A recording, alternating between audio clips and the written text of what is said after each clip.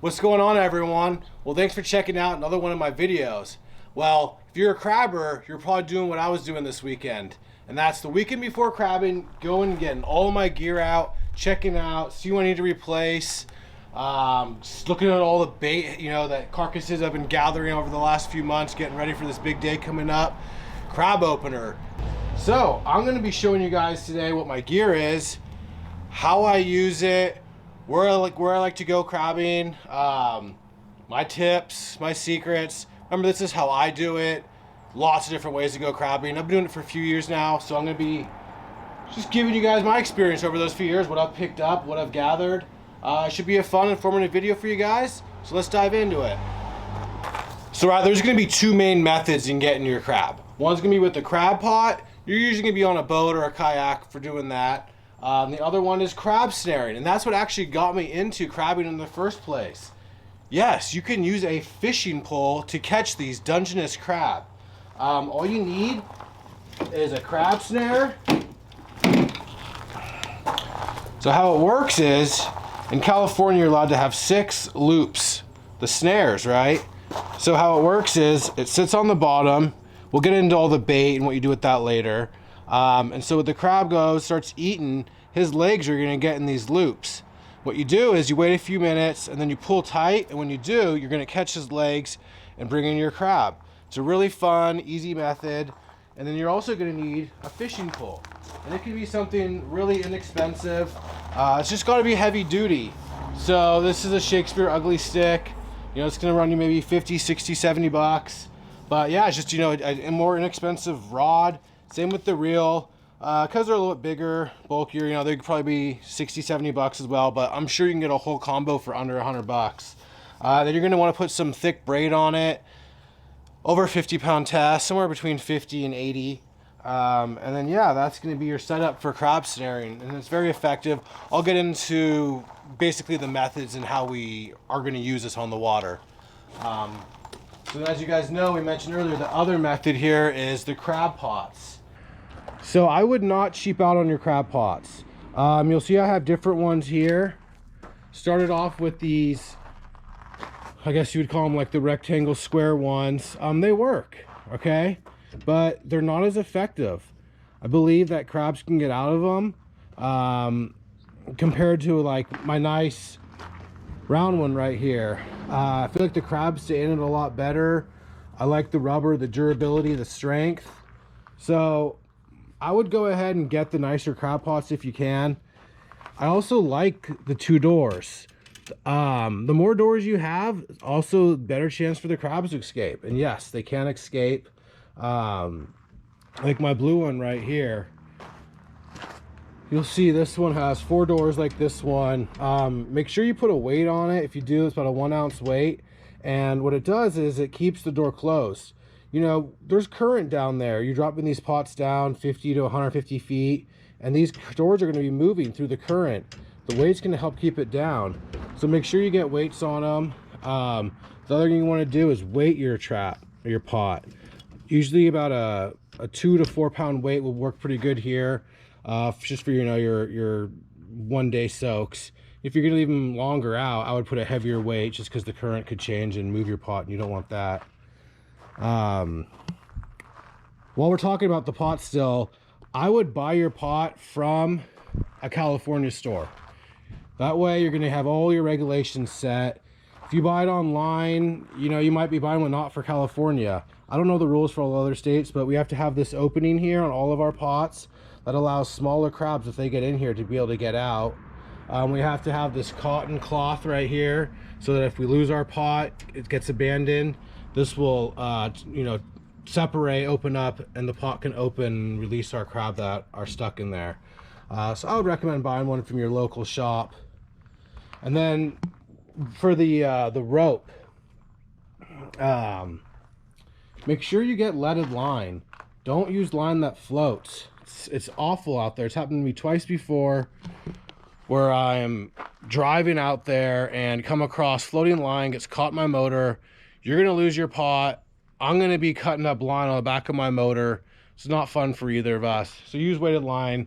Maybe people don't do it because it costs a little more, or they don't know. But get leaded line.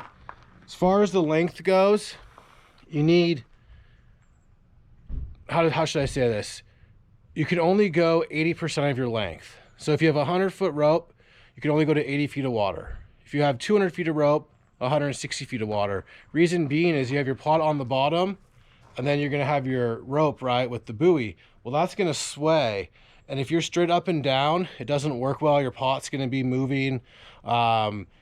I've been, 100 feet of rope dropping in 80, 85 feet of water, my buoy sinking. So make sure you have that, buffer of 20%.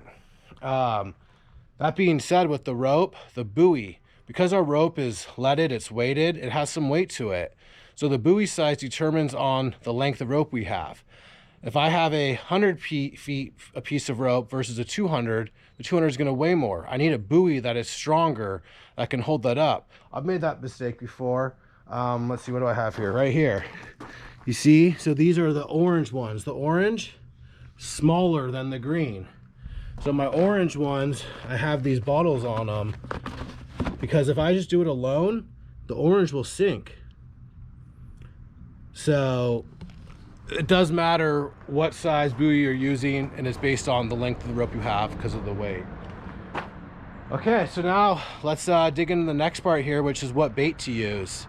What I do is I keep all of my heads for my salmons throughout the summer to get ready for this big day, for opening day. I feel like the salmon heads work really well. Check out that big salmon right there.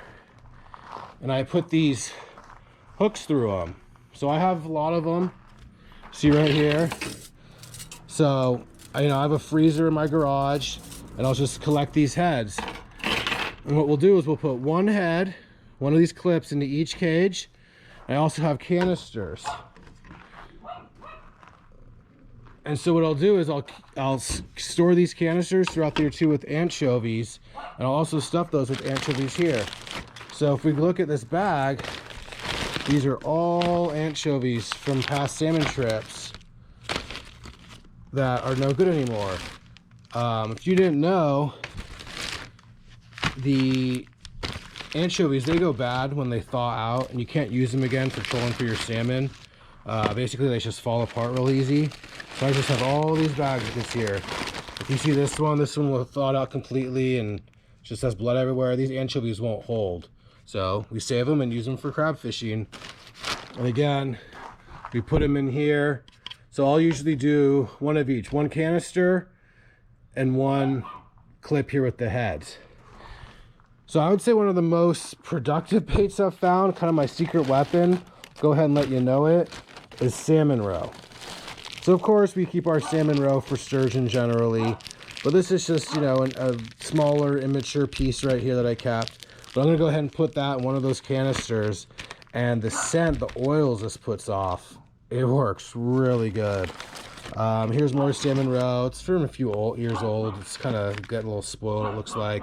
So we'll throw that in one of those and use it. But yeah, just collect whatever you can. You don't need to go, buy anything special for crab fishing. What I would do is, if you don't have anything like I have right here, the number one thing would be to go get some chicken. Chicken works really good for bait. Just go buy your most cheap, inexpensive chicken. That's a very good protective bait. So I prefer these clips a lot more than the bags. So you might go to your tackle shop, see all the crab stuff, and they'll have these bags, these mesh bags to put your stuff in. Yeah, it's easy, convenient to stuff it. But what I notice is you put it in here and you hang it, and what it does is it gets caught in the traps. So you don't want big things in there swaying all around, because it could get stuck on the door and keep the door open. That being said, when I bait my crab pot, show you here.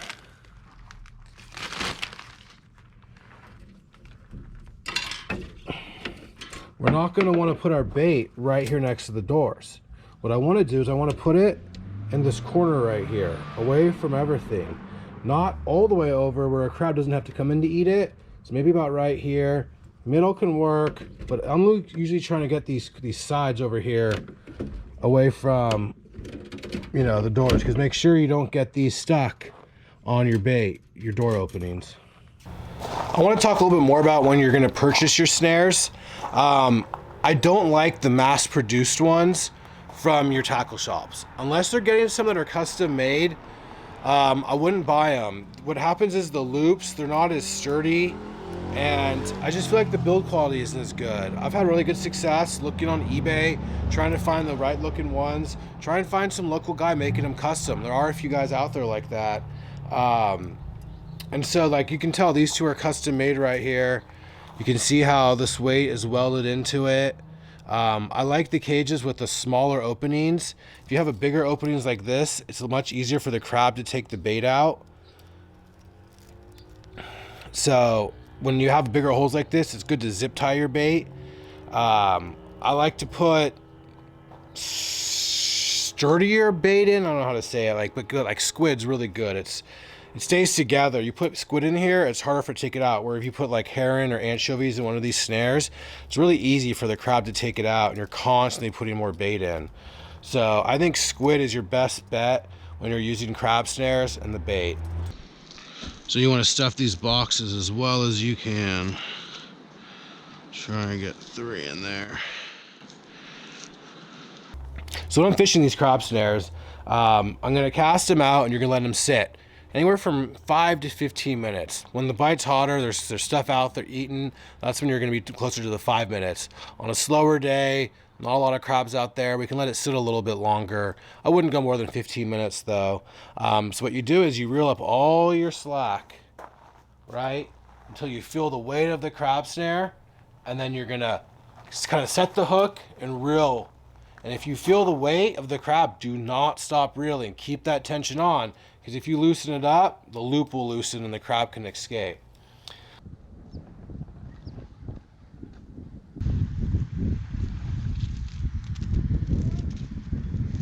I think it's a keeper.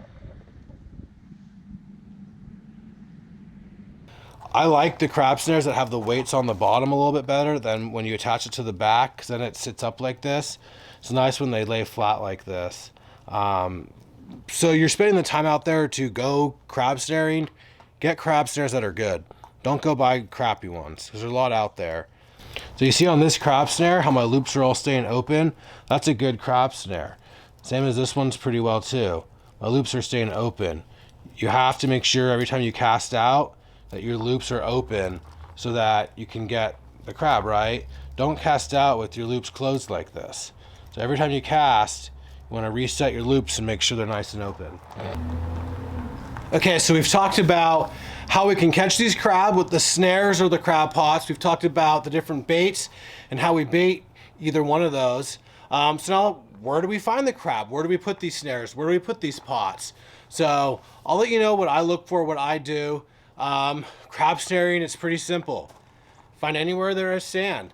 All the sandy beaches, Monterey north, maybe even south of that, are going to have crab. Basically, anywhere there north, you're going to find these Dungeness crab. Go to a sandy beach. We didn't talk about these. So you're going to need these rod holders when you go to the beach. Main reason is, and why you have these long rods, are so you can get it up really high, because you got to get it over the wave. So when you stake this into the sand and get your 9, 10, 11 foot rod in there, you're up pretty high, and so your line is over where the waves are breaking. That way your snare's not moving. So any beach that has sand, you should find Dungeness crab at. All the ones along the coast here in California, San Francisco Bay Area, they're all gonna have them.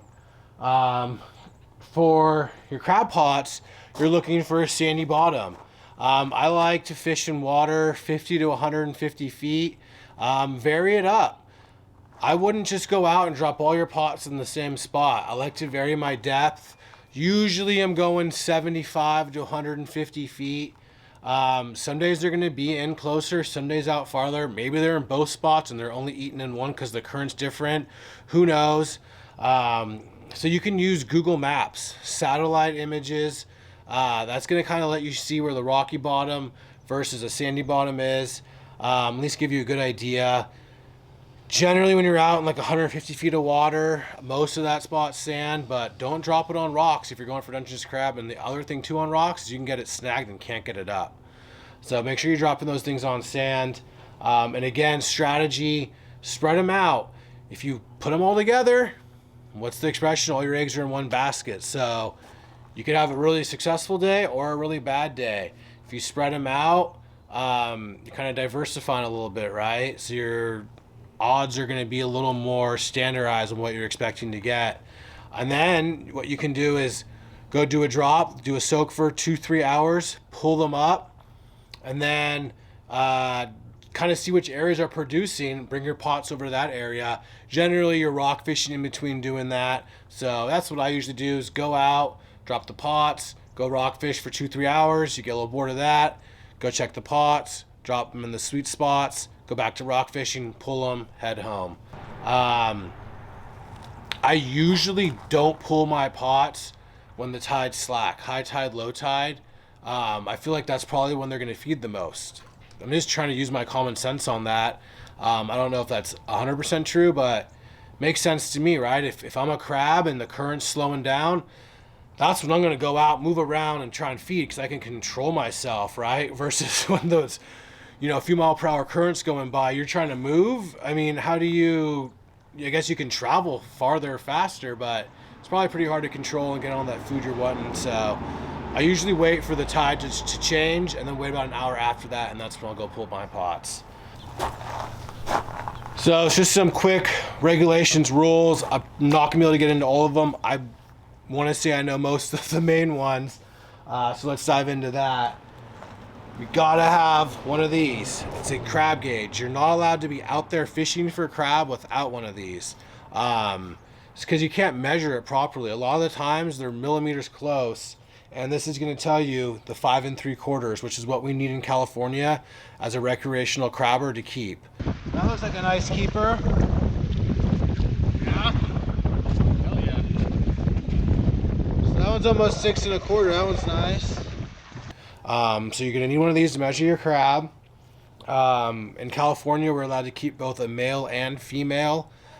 I usually don't keep females. If I'm trying to have crab that night and it's a slow day and you got a male or two and another female or two, yeah, you might come home with that female. The meat's roughly about the same, just the yield's a lot less on the crab.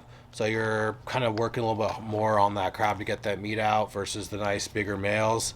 So yeah, that's my take on the females. If you need the crab and you want it, go ahead and keep it. But if you have an abundance of males with you, let all the females go. That's my recommendation and what I do.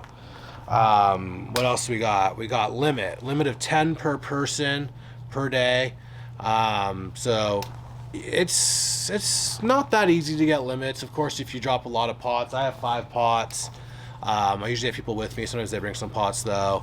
Usually on an average day, you're gonna get 3, 4, 5 crab a pot, varying anywhere between there. Sometimes you pull up pots and they got 10 crab in it. I think my most is somewhere in low teens. Had an old guy I worked with, he got like 27, 30 crab and like a 2-hour soak on opening day in Midego one time. So that's the best I've heard of. Never had that happen to me. Make sure that the season's open. So usually the season's gonna open first Saturday of November, close usually like June 30th for recreational. We've had some things coming up lately. The talks have maybe closing it earlier because of the whales. They've done that for the commercial guys you guys have probably heard about. So make sure you stay up to date with if the season's open, and also about the domoic acid. There was a problem a few years ago and the season was closed because of that. It's pretty easy to find that information. You can just simply Google crab in season, find information that way. I'm sure there's a hotline number you can call to also get that information. But when you get out there, if you don't see anyone crabbing in a normal spot, that's probably a sign that there's something going on. So yeah, I think we're gonna kind of wrap it up here. Crab fishing is really easy. I recommend getting out there and trying. When I say it's easy to go out there and get 1 or 2. Where it becomes harder is being productive, getting limits, getting lots of them. That's where your skill and fine-tuning what you're doing out there is gonna get you those results. So practice, get better at it, watched videos from all these guys around here. There's a lot of good ones out there. I hope this helped you learn a little bit on how to crabbing. Again, this is what I do. I would love if you guys shared below your tactics. You know, I'm learning, we're all learning. So please let us know if you have anything to add to this video. Love to hear it. And yeah, go get these carcasses back in the freezer. We got opening day in a few days. I can't wait. If you guys like the video, it means a lot to me if you give it a thumbs up. Subscribe to the channel for more. I'll catch you guys on the next video. Later.